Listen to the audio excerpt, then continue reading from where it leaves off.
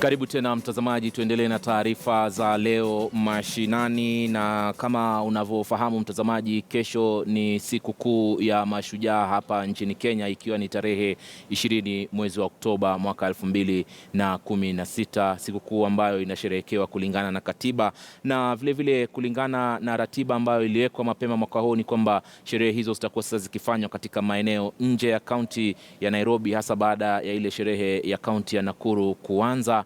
Na hivi sasa basi tunawasiliana na mwanahabari mwenzangu Lofty Matambo ili atuelezee maandalizi ya sherehe hiyo. Kumbuka sherehe hiyo inafanyika katika kaunti ya Machakos hapo kesho. Labda Lofty, kama unanipata vyema kabisa, maandalizi yanaendeleaje katika sherehe hii ambayo inatarajiwa hapo kesho?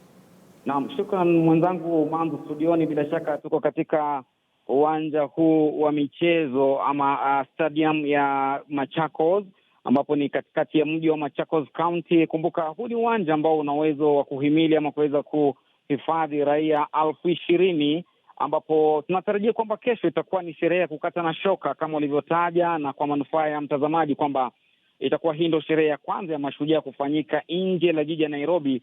Ile nyingine ya Nakuru ambayo ilikuwa ni ya Madaraka Day, kwa mujibu wa ratiba ilivyotolewa kwamba zitakuwa zikifanyika nje ya kaunti. Maandalizi hapa kabambe kuanzia mida ya asubuhi saa 4 hivi.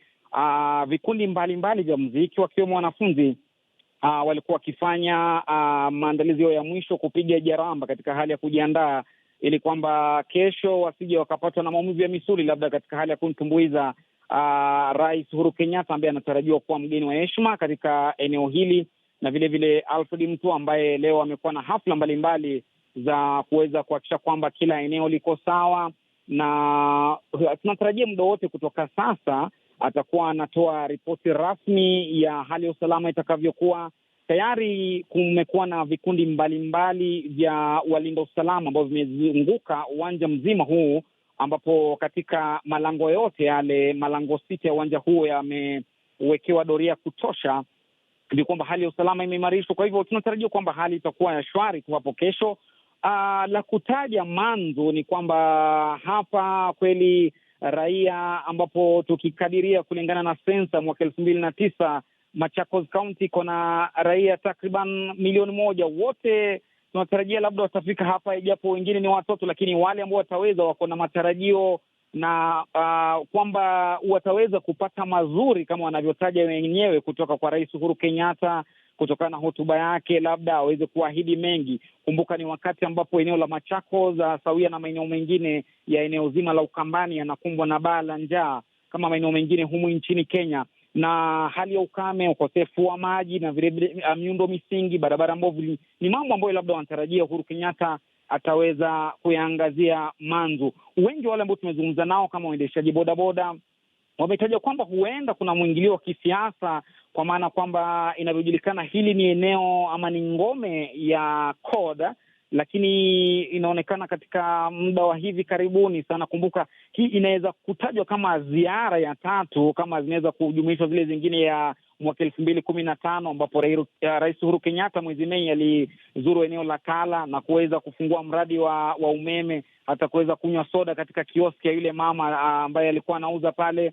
Mwezi Juni pia mwaka huu akaweza kutembelea eneo hili na kuweza kuanzisha miradi ambapo Kalonzo Musyoka hakuwa. Kwa hivyo wengi wanataja inaweza kuwa ni siasa, lakini bado wakazi wa huku wana matarajio mengi. Manzu, labda pia kwa upande mwingine, sijui kama ulipata fursa kwenye maandalizi ya kuzunguka hapo, kupata kutembelea kwenye lile sanamu ambalo liliweza kuzinduliwa hapo jana na kaunti ya Machakos, sanamu ya mojawapo wa mashujaa kutoka sehemu hiyo, Samuel Mwindi Mbingu. Naam, bila shaka eneo lile tumelitembelea, lakini hakukuwa na la mno, kwa maana ufunguzi wenyewe wa eneo la Mwindi Mbingu pale ilifanyika jana, na ni mojawapo kama nilivyokuambia shughuli nyingi ambazo wamekuwa wakizifanya, ijapo wengine wamesema mbona tena gavana anasubiri mpaka siku 1-2 kabla ya sherehe ndo anafungua. Lakini ni eneo zuri la kutaja kwamba ni baadhi ya yale maeneo ambayo labda ukifika eneo la Machakos ni vizuri kutembelea, kuona kwamba ni maeneo ya kumbukumbu za kupigania uhuru, sawia na wale wengine 6 maarufu Kapenguria 6 ambao wanatajwa kuweza kupigania uhuru mwaka 1952 ambapo walishikwa pamoja na Mzee Jomo Kenyatta na kuweza kufungiwa na Mwingereza. Kwa hivyo ni eneo ambalo linaweza kukumbukwa. Hayo ni baadhi ya mambo Manzu ambayo yanatarajiwa kwamba yatakumbukwa labda katika hotuba yake Gavana Mutua na vile katika hotuba yake Rais Uhuru Kenyatta. Asante sana. Kabla ya kukuacha, lakini labda tu kutufahamisha kwa niaba ya mtazamaji wetu ambaye, ama kwa manufaa ya mtazamaji wetu, hali ya usalama ikoje katika vile umezunguka katika sehemu hiyo, umeona hali ikoje ya usalama?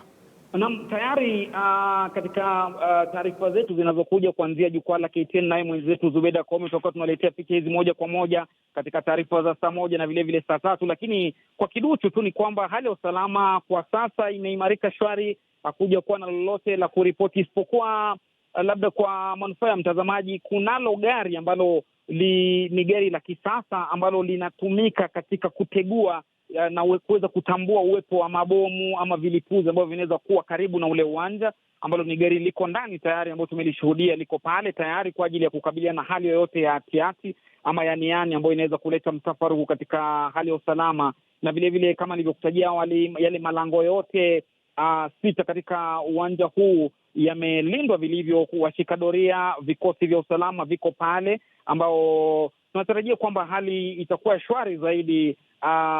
Hali ya usalama kwa kusema kweli kwamba imeimarishwa na hakuja kuwa na lolote. Tunatarajia kwamba muda wote kutoka sasa afisi ya Gavana Alfred Mutua itakuwa inatoa taarifa rasmi ya hali ya usalama itakuwa namna gani, ni maeneo yapi na yapi yatakuwa vipi, doria itakuwa inashikwa wapi na wapi. Kwa hivyo tunaamini hali itakuwa shwari. Manzu, asante sana Lofty Matambo pamoja na wenzako ambao mnasaidia kutupeperushia matangazo hayo ambayo atakuwa anakujia kwa njia moja kwa moja kwenye uwanja huo wa michezo wa Machakos, ambako sherehe hiyo ya siku kuu ya Mashujaa inatazamiwa. Kumbuka kuanzia kesho mwendo wa saa 2 asubuhi hivi basi tutakuwa tunakuletea matangazo hayo ya moja kwa moja ya kujia kutoka katika uwanja huo wa michezo wa Machakos. Mtazamaji, tuendelee na taarifa zaidi na tuvuke mipaka hadi katika eneo la Tanzania kule ambako tatizo la usafirishaji haramu wa binadamu huenda likazikwa kwenye kaburi la sahau baada ya bunge la Jumuiya ya Afrika ya Mashariki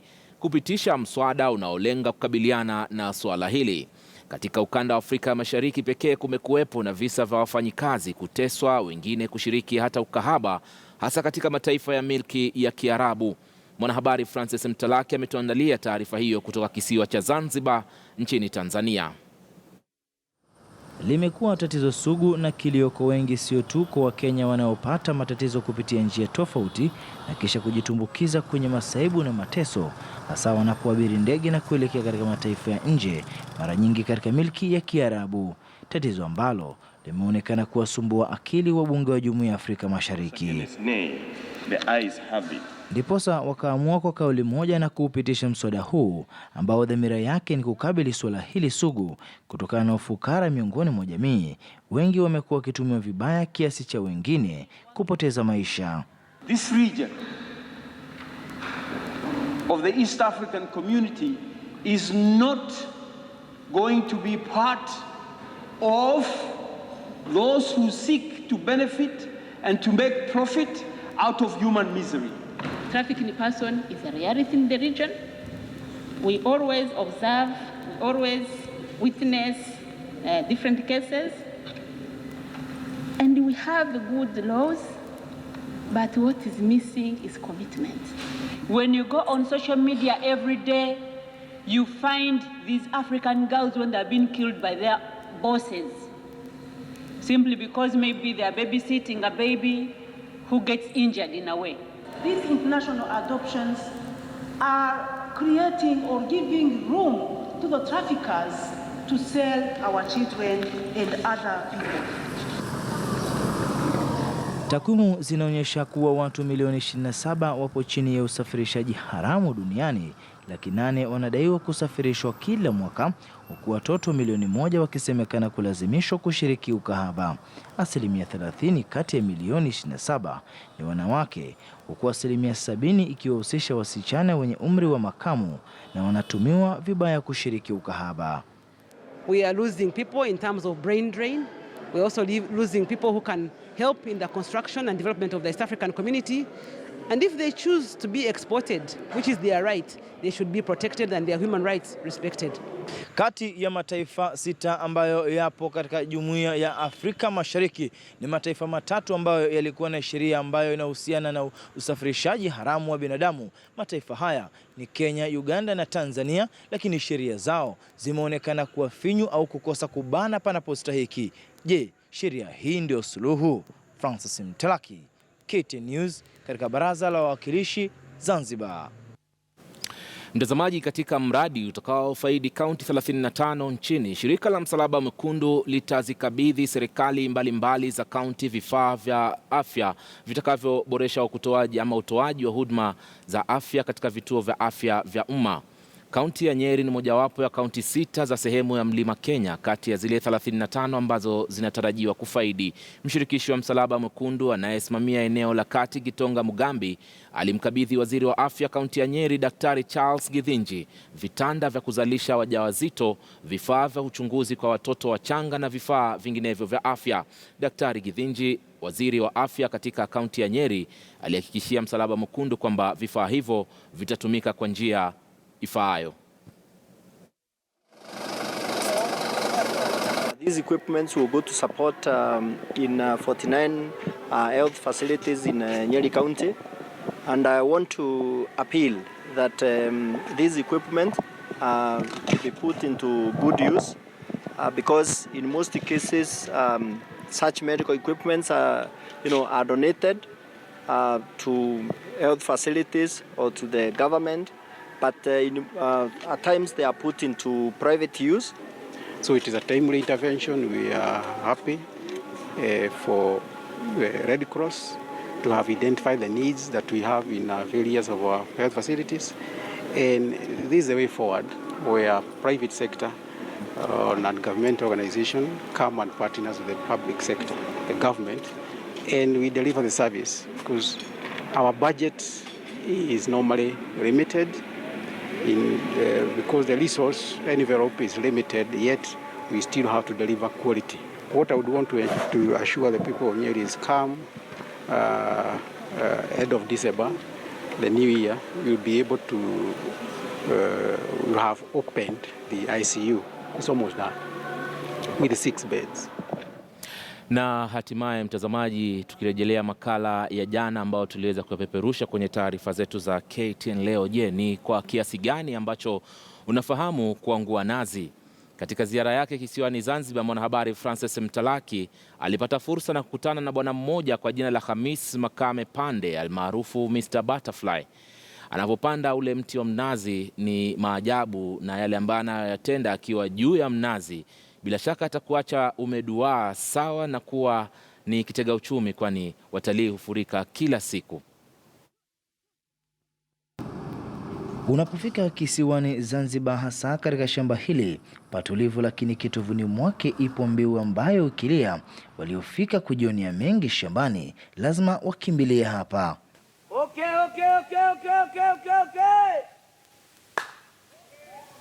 Natoka sisi sasa. Ni sauti yake Mr. Butterfly akimiliki eneo. Mtazame jinsi anavyokwea mnazi. Halo mzungu. Kwa madaa yake anaamua kuvuta pumzi katikati, lakini akiwa na matumbuizo ya aina yake kwa watalii.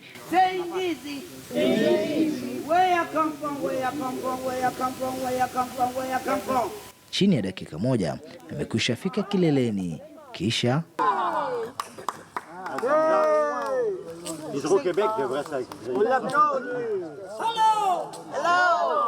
sarakasi yaishi hapo. Anaposhuka kwa umbali huenda ukadhani nyani au tumbili nini.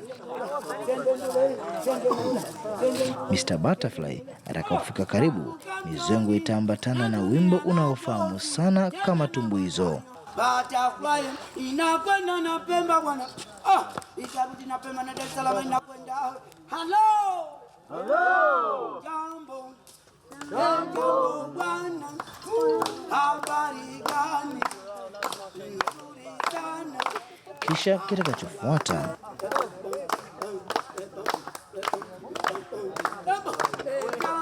Lakini je, Mr. Butterfly ndio nani na alitokea wapi? Nilivyoanza hasa kiukwezi 74, naona wakati niko mdogo, hiyo nimeanza kwa kujifundisha tu, naona.